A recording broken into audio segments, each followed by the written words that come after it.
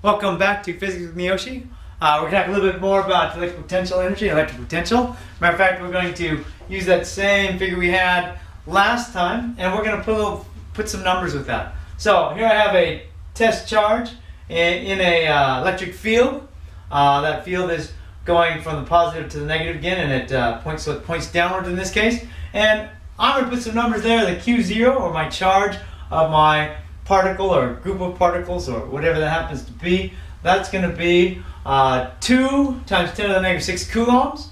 The work that it takes, I know that the work that it takes to get from this point A to point B, that's going to be plus 5 times 10 to the negative 5th joules. We could put some numbers in there for the distance and the electric field to find out what that is, but that's not the point of this exercise right now today. We're just going to try to find out what my change in potential energy, electric potential energy is, and my change in my electric potential is, or my change in voltage. So, to find the change in electric potential energy, we just need to remember that our work that it takes to get from A to B, the work that the electric field does to move the particle from A to B, is the change in potential energy at A minus the change in potential energy at B. And then the change in potential energy, electric potential energy is, this should be B minus A. And that is the negative of my work. So since I know my work is 5 plus 5 times 10 to the negative 5th, then I know that my change in potential energy is negative 5 times 10 to the negative 5th joules.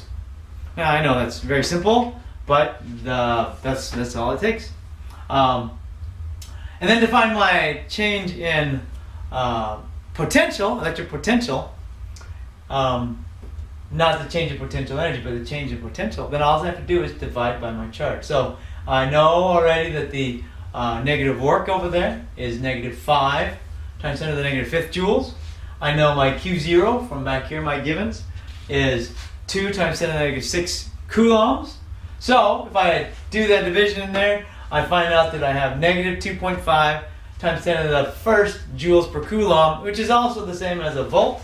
So I have negative 25 volts. So what that tells me is that there is more electric potential at point A than there is at point B. And that makes sense. If this is a positive charge, that makes sense because my positive charges are here, so they have to exert more force on, they will exert more force on the charge here closer to that charged plate than they will down a little farther from that charged plate.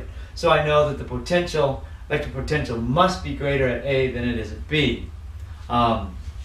So just a little bit of mathematics to go with our definitions of electric potential and electric potential energy.